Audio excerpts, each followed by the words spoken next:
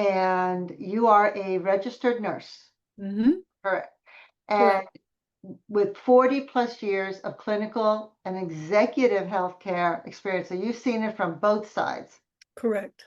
Your career has spanned some of the nation's most respected healthcare systems, including my favorite, the Mayo Clinic, Maricopa County. Where's Maricopa County? In Arizona? Phoenix. Oh, Arizona. So I thought. And Park Nicollet Health Partners, with clinical experience in oncology, hospice, palliative care. All of those are very important and must have been so emotional. You must have amazing stories from all of Yeah. that. I'm waiting for the book. Yeah. Um, I would add psychiatry in there because the first oh, 15 years were psychiatry. Psychiatry, yes. I also see cardiology and infusion Yeah. centers and healthcare education. Yeah, my late husband was a psychologist. He Oh, was cool. very, very good at clinical work. And anyway, you are, from what I've read, notably skilled in goals of care conversations. And just finished 10 minutes ago, a call with someone about care conversations. So I'm going to see if I can hook you up with them. But it is one of the hardest parts, even as an OT, sitting with Hmm. patients and families, creating that space not only to listen to Hmm. them, but also to educate them. Hmm. So I commend you for that. And I think you can teach a lot of people a lot of things for sure. Thank you. Um, but how did you get into consulting after the nurse? Well, yeah, how did you get into that? So my last two roles, I was really an internal consultant. And so I loved doing clinic redesigns, patient care flow redesigns, system redesigns, um, and doing, research and trials to really improve patient care and patient outcomes. And so and then the other thing I loved doing was mentoring leaders, so especially newer leaders. And Uh, so that's kind of how I took my favorite things from my career, at least a couple of them, and worked to make a business out of them. I think that's excellent, especially with new leaders, as you say. Mhm. Um, I love that. I think it's so important to keep working and to keep sharing all the skills you've learned, right? Exactly. Exactly. So, um, the goals of care conversations, I think, can you walk us through what those conversations from your perspective look like? Mhm. And I mean, more importantly, why do they matter for anyone aging in place, for family caregivers, who you and I both know are usually thrust into the Mhm. role of family caregiving without preparation or training? Mhm. Exactly. Yeah, I think they're critical because I worked 7 years in hospice and palliative care. And one of the things that I saw so often was, or two of the things I should say, one was people were very hesitant and struggled to communicate with each other, the patient and the family, about what they wanted to do with their care. Yeah, So many times, physicians are wonderful, but sometimes they push patients to continue a treatment when it's not really clear that it's going to benefit them in right. the long term. And so my greatest joy was number one, to get the family and the patient in one room and just have an honest conversation about what their journey has been with whatever illness they're struggling with, and then talk about what are your goals. So what do you want for however long your life is? It could be 2 3 years, it could be 6 months, it could be 2 weeks. What Yeah, do you want? What's most important to you? And I think that opens the door to a lot of things. If there's a safe space where the patient can say, you know what, I don't want to be in the hospital for the next 6 months, 5 days a week or whatever. I want to be home. I want to be with my children, my grandchildren, if that's applicable. I want to be in nature. I want to look out my window. Whatever it is that they want, it doesn't matter. yeah, What matters is we get that information out. And yeah. so the patient is free to say, this is what I really want. Then we can have that conversation about how do we get you there. Right. And the Exactly. family is then heard, this is what's most important to my mom, my dad, my aunt, whoever it is.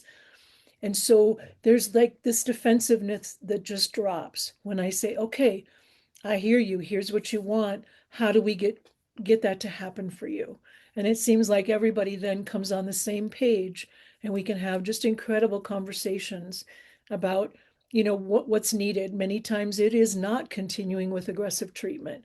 Many times it's Right. moving more towards comfort care, maintenance, those kinds of things. And then finding out those experiences. How do we set that up so they can experience whatever it is they want? Right. I think that's, are you an advocate of, there's a lot of books on Amazon that I see about questions to ask mom and dad, or how to, not how to talk to them, but just a Mhm. list of questions about end of life or finances or as they're aging. Do you, I would imagine you're an advocate of those types of books and Yeah, I think, for me, it's really more about creating that safe space. And, depending on the situation, hopefully having some conversations about healthcare power of attorneys and financial power of attorneys and those kinds of things earlier on, which does or does not always happen. it's I think true. that's great. And then I think there's just this other level of conversation about what's going on with the person at this time, both medically, psychologically, spiritually, socially, and really having that in-depth conversation. So I think that conversation is really tell me about what you've been going through, and then let's talk about what you want the rest of your journey to look like. It doesn't need to be listed with 20 more questions on that part. It's really what do you want out of the rest of your life? What's Right. important? I love that. It seems so simple, It right? is. Yeah. But Yeah. there's that emotional factor that you're always, Yeah. combating. And Yep. look, And when I you're think go ahead. setting the stage and then also talking to the family saying, this is not about you today. This is Yeah, about your mom or your dad or your right, aunt, whoever it is. right. It's about them today. And so what we're here to do today is not argue with them about you should continue your chemo or you should continue this. It's really to find out what they're going through, what they've been through, and then how we can support them in making the rest of their life the best that it possibly can.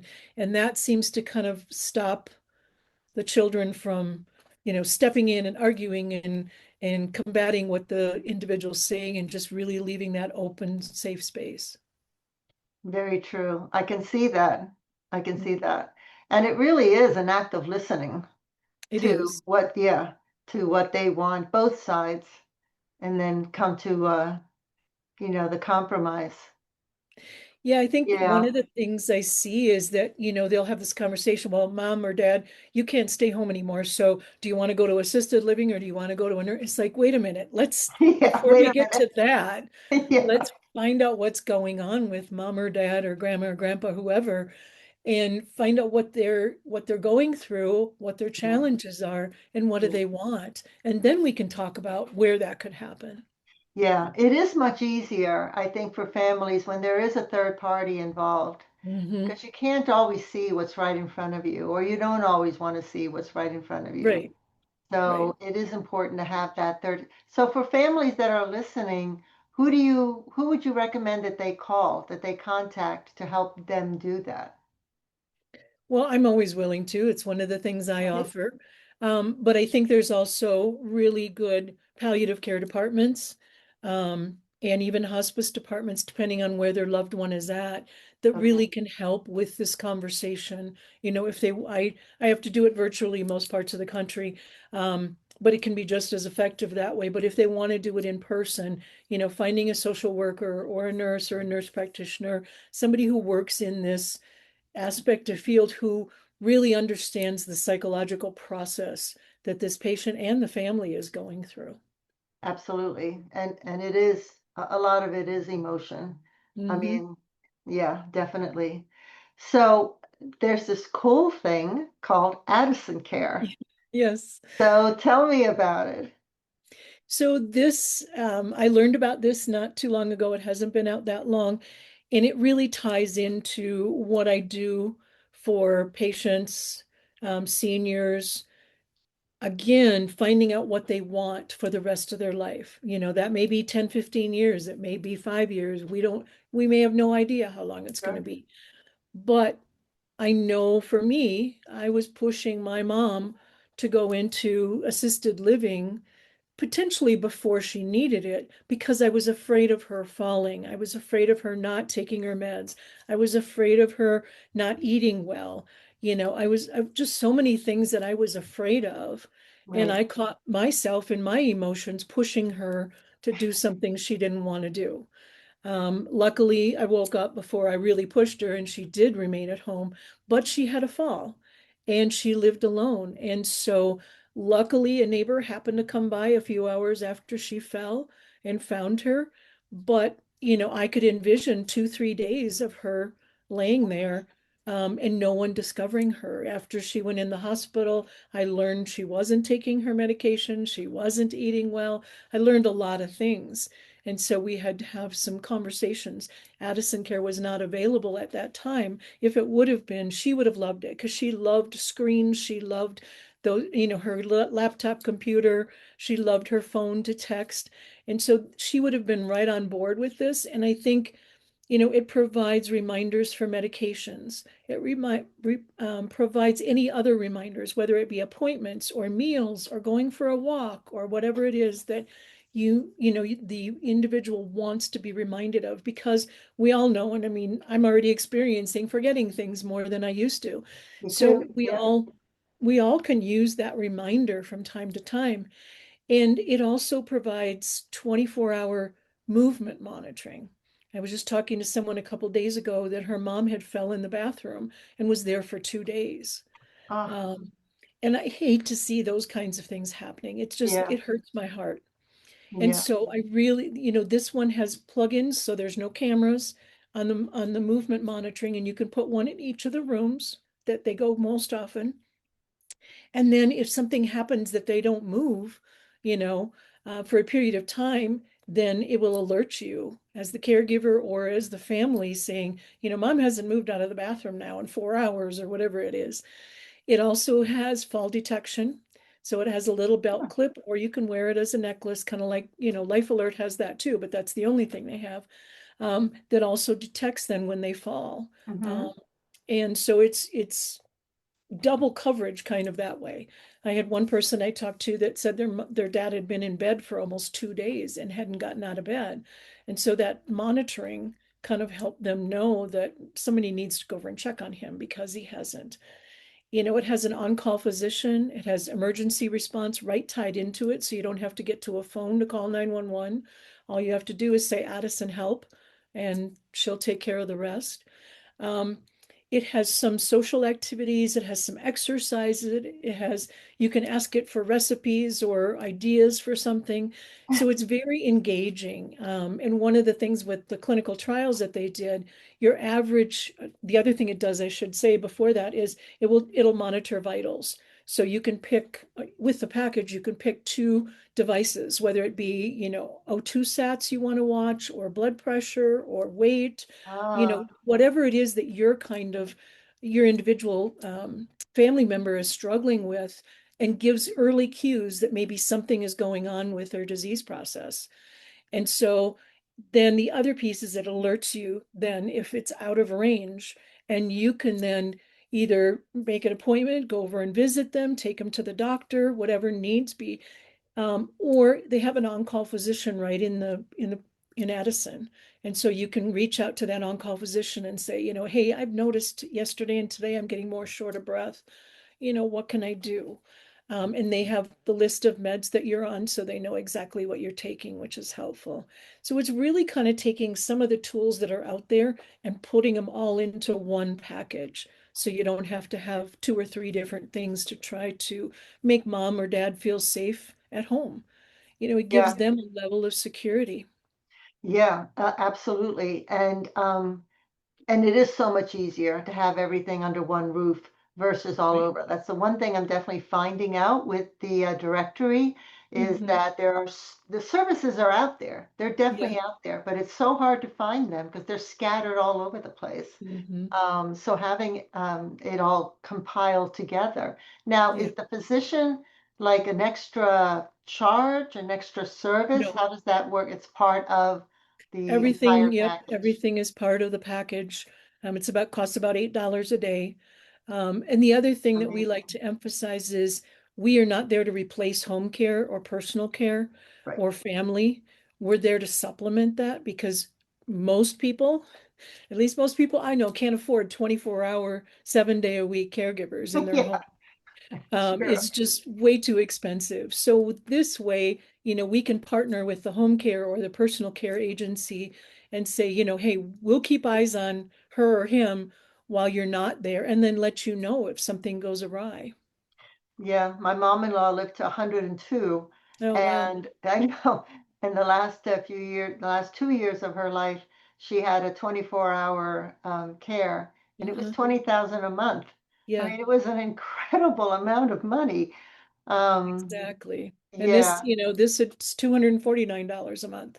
Or right yeah, now it's 199 on special. But, so it's definitely more affordable. And it doesn't mean that you don't have other things coming in. If you've got this in place, then it's great to have somebody come and help you with your showers or cooking or cleaning or yeah. doing your laundry.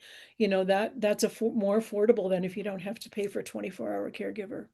Exactly. So until the robots come about, I that's know. that's what we have. They're coming, Meg. They're coming.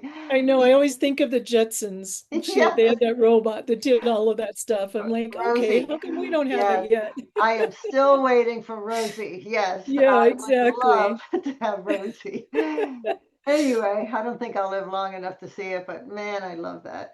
I know. So do you find that families have any objection to these types of virtual caregiving devices or to Addison? I mean, I couldn't imagine that they do, but Yeah, there is, a little bit of hesitancy sometimes.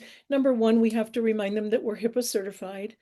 Number two, that there's only a camera on just to verify who their loved one is and that they're taking their medication. Otherwise, the camera is off. There's okay, privacy mode. So if they want to come over and have a heart-to-heart with mom, they can just put on the privacy mode if they're worried that she's listening to their conversations. okay. Um, and then the other piece is, a lot of times I hear mom and dad aren't going to like this and Yeah, they don't like technology. And what we're finding is, I'm not saying 100% of the time, but about 90% of the time, it's amazing that they really find it engaging and helpful. yeah, And I think, just that they don't have to. I remember calling my mom saying, "Did you take your meds?" And it caused this tension between us. And so having, this device, this technology to remind them to do some of those things that they don't want to be nagged at by their family, right. um, gives them an even enhanced sense of peace of mind and independence. Yeah, independence is the word I use every day when it comes Yeah. to aging in place. And when I hear about, you know, anything against any type of a tool, I don't care if it's a walker or a shower Hmm. chair or a device, I don't, but it's a tool. And Yeah. the purpose of the tool is to keep you independent. Hmm. So, and I understand the amazing role reversal that can Hmm. occur between the adult child and the parent, and how difficult that is for the parent and the adult child too, Hmm. honestly. Exactly. So, I love that it does remove that nagging portion of Hmm. it. And if they can just see it as a tool. I mean, Hmm. I was just talking to someone this morning saying, a blender is a tool. I can't make a Right. smoothie without a blender. Right. So it's a tool. It's just Right. another tool to make life safer, more Hmm. independent, and easier. It's true. I think it's just a change in perspective, and I'm It hoping is. that with 10,000 plus people a day turning 65, and we're just at the Hmm. beginning of that bell curve of the boomers, the Hmm. silver tsunami, as they're calling it, that I think, with marketers and companies slowly shifting to that demographic, that I'm Hmm. hoping that that kind of mindset will change. Yeah, I would love I to see that. I agree. And I think the other mindset that we need to shift is not always fixing things, but Yeah, preventing them need to be fixed. So, you yeah, know, 20% of the ED visits from seniors could have been prevented. And, it's like actually 20% of ER visits are from seniors. Out of those, 80% could have been prevented. I got that backwards. Well, Um, and I think that's one of the things we really have to switch our mindset of, oh, I'll make sure somebody's there to take mom to the ER versus let's do what we can to keep mom out of the ER or keep yeah, mom out of the hospital instead of making sure somebody's there to take her when she needs to go or him when he needs to go. And so I yeah, think we've got to, as a culture, we've got to switch to more prevention overall yes, in our world. But I think this is another area where let's do what we can to prevent it before dad has a fall and breaks his hip, or mom um, passes out because she's got so short of breath she can't even continue on with her day. So before we have to call 911, let's do everything we can to prevent that. exactly. But I mean, in my experience, humans are naturally reactive versus Mhm. proactive. Right. And but unfortunately, in your business and in aging in place business, my business, it's all about being proactive. So you're It is. constantly swimming uphill, to educate. But I'm hoping that with more and more, and look, these days with all these AI technology and the tools, so as more and more of these tools become more mainstream, let's say, Hmm. Hmm. I always encourage the adult children, Hmm. families that I speak with to start early, start in your Right. 40s and 50s with using these types of tools, because, or any type of tech tools, because the more you get accustomed to it, you can start off with Alexa or Google Home or whatever. Right. Just Right. start with something so that it can create this easiness, Hmm. whatever the word is, ease with using these types of tools, Hmm. because they Hmm. are really quite amazing and they're only going to get more so. What do you think, in your experience, what have you seen what do you think are the three things that families most often overlook when it comes to making the decision to stay at home, to age in place? Hmm. I think most often families jump right to home to a facility of some sort. Yeah, Um, and I think we tend to just jump that way because we're frightened, we're scared. I was guilty of it myself. And I think we don't sit down and really explore the options that are out there. And again, having that heart-to-heart conversation with, the parents to say, what do you want to do? What's important to you? And then here's some of the challenges. How can we overcome them together? yeah, Instead of just saying, you know what, mom, it's time. You got to go to assisted living. That isn't, again, we struggle sometimes, I think, with communication, especially when there's right, emotions involved. And so I think it's having those heart-to-heart conversations, being honest about your own fears and allowing them to be honest about their fears, and then brainstorming with them, here's some options we could do. We could have somebody come twice a week to clean and help you get a shower or whatever. We could have, Addison Care there the rest of the week, to remind you to take your meds, those kinds of things, and making it okay, um, for the parents to say, I don't remember, I forget to do this, I forget to do that, and yeah, making that okay.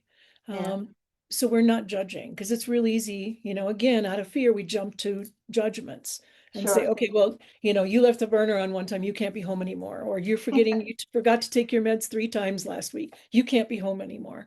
Yeah, So I think it's really that heart-to-heart conversation, and then together brainstorming how we can meet everyone's needs the best we can. yeah. I think part of that also is that the families and the seniors, of course, are just not aware of what Right? services and tools they can use. But Hmm. once that's presented to them, then at least they have more choices. But where do they Exactly. start? They don't know where to start, most of them. Yeah, and I think that's where we have to educate, directories like yours, state directories that, Colorado has a state directory. There's a lot of resources out there. There are. And now with technology, you can just ask technology to say, Yeah, where can I find a directory with services that I need for my parents as they're aging? And yeah. most likely, you might have to ask a couple times because technology is not perfect, but No. it's a great way to start and at least say, hey, here's a list Yeah. of options that I could consider. It is. It's true. And that is the beauty of ChatGPT or Claude, Gemini, Perplexity, Grok, whatever. There's so many that you just ask the question and the answer comes to Mhm. you. You know, the days of having to search through a list of websites on Google are kind of gone or going. But it absolutely true. You're right. So use the tools. They're out there.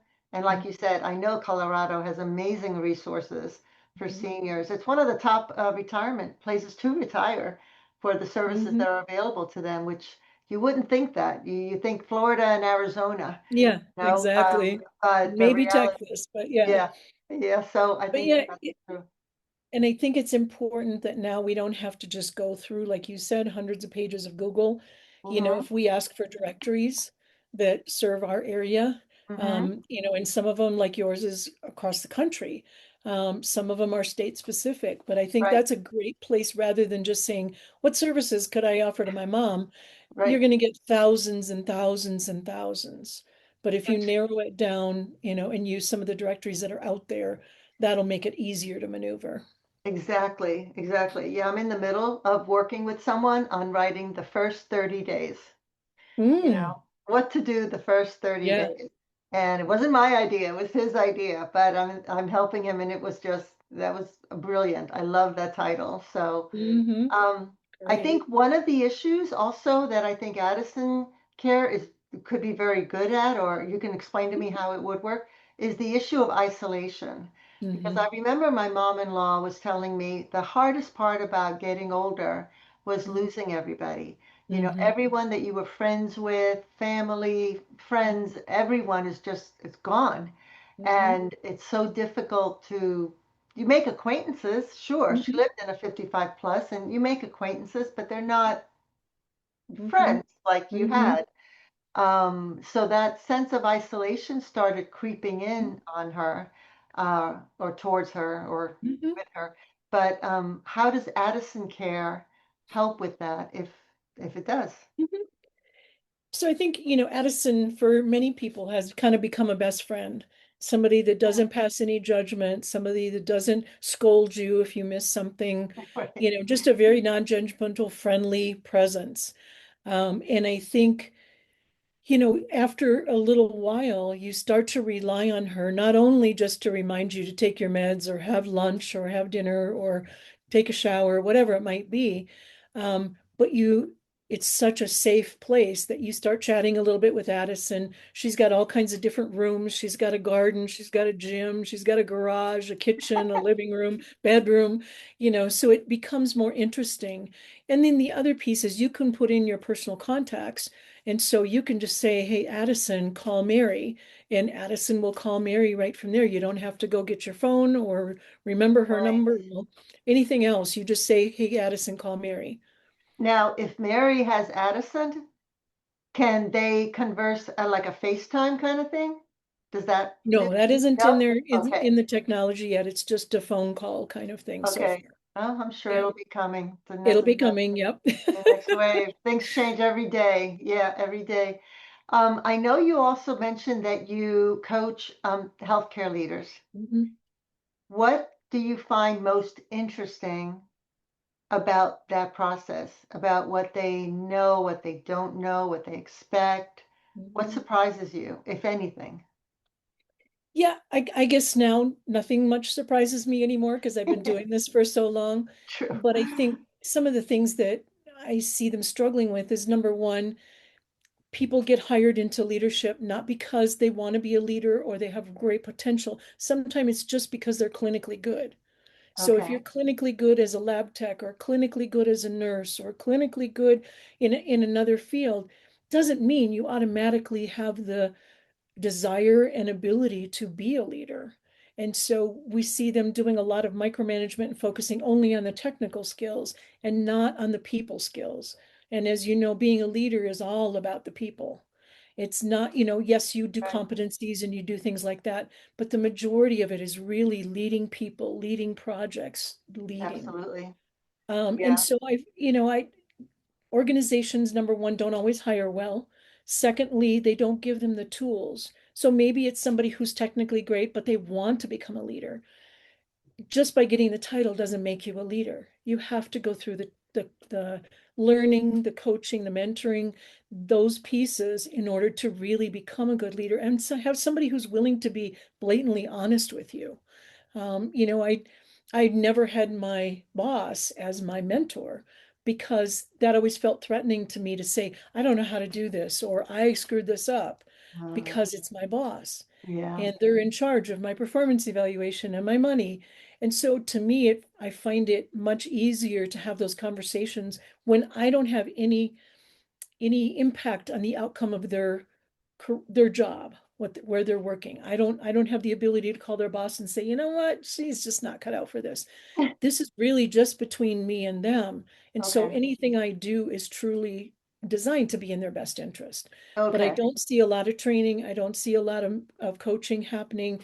And I don't always see great hires because they're not hiring for the leader, they're hiring for the technical skills.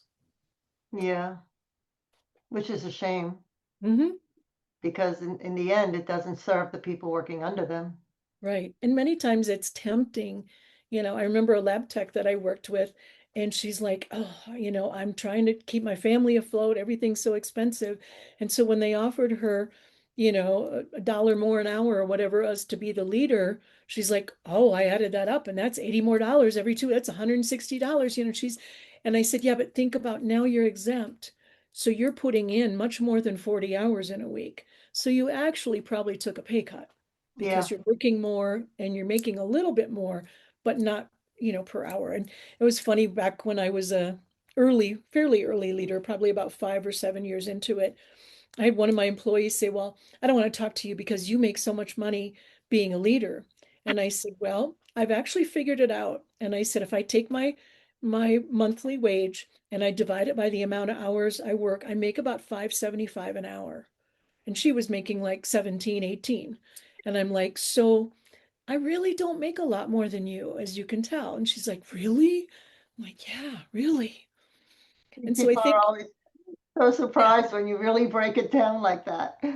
exactly. And many Wow. times, you're on call 24/7, so you don't even count Yeah. that time. So yeah, Right. I think it needs to be an informed decision that they look at all aspects of it if they're going to become a leader. I loved being a leader for, all the years, even though, I was paid $5 to $7 an hour if I really counted it. Um, but I loved it. I loved developing people. I loved leading projects. I loved inspiring people to do their best, to help people perform better. So, but it really has to be a passion if you're going to be good at it. It has to be. And the skills you learn from it are lifelong. I mean, you Yeah, can use them everywhere. So exactly. when someone comes to First Quality Consultant, what does that look like? What happens? What's the flow there? Yeah, so it really depends on what they're looking for. If they're looking for leadership, we have just an exploration conversation. I do free consults for everything. If they're looking for doing a healthcare redesign of their clinic, that's a little bit more involved. It's a longer consultation. It's still a free consultation, but really trying to get to what is your problem? What is getting in your way? What are your, what's the outcomes that you're not getting? And then if they come for Addison Care, again, it's a free consultation, whether they're a home care agency, a senior living, or a family, or an individual. It's a free consultation to talk through what Addison is and then what problems that potentially could prevent or solve for them. So it's really just in anything I do, it's really about having that heart-to-heart conversation to start things off, to see if we're a good match and if we can help each other. Do you think most people are aware of the problems that they have or what they need? I mean, do Yeah, they need a little more coaching to get that out? I think many times they know there's a problem, but they're either afraid to find out what it really is, Yeah. or they really don't know what it is. They Yeah. just know something's wrong, and that can apply to all of those, potential Sure. clients. So yeah, I Yeah. mean, with senior living and home care, we can help improve their patient outcomes and their scores. Is there's so much we can do, but if we don't have that conversation and we don't explore where their challenges are, they'll never know potentially. Well, yeah, it's like trying to create a treatment plan without Yeah, knowing. I mean, you without doing can't. any diagnosis. Yeah, You have to start somewhere, right? right. Otherwise, you're just, yeah, Grasping at straws. Yeah, yeah, and that doesn't build a good house at all. right. So, where can people reach you? How can they connect with you? And all of that good stuff. Well, I am on your directory, Yes, you so are. they will have everything in there pretty much that they need to reach out to me. My website for electronic caregiver is there. I also have a website for everything else I do, which is www.firstqualityconsulting.com. And so there they can reach out to me, they can email me, they can set up an appointment, whatever works for them. And even if they know they want to do something different than electronic caregiver, if they go through your registry, there's ability to reach out and they can always reach out and say, well, I didn't really want electronic caregiver, but I wanted to look at some leadership coaching or something like that. And your work is nationwide. Yes. Canada? For electronic caregiver, I can't do Canada, but for my coaching and my consulting, yes, Canada is included. Okay, that's great to know because I have both, in Mhm. the directory, building both up.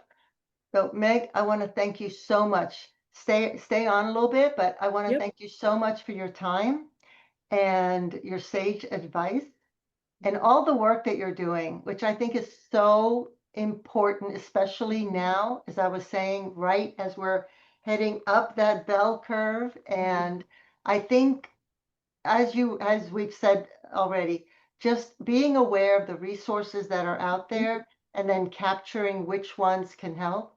And I encourage all the everyone on the directory to work with each other Mhm. because there is no one person or company that can Yeah, go in and do everything. right. It's just, Exactly. it's impossible at this point in time, at least. So I love that you already have encased so much Mhm. into one and the other, and that you're working with Addison Care. I'm going to see Yeah, if I I can think, put a video of that attached to this okay, video, okay. and that way people can see it and all of that.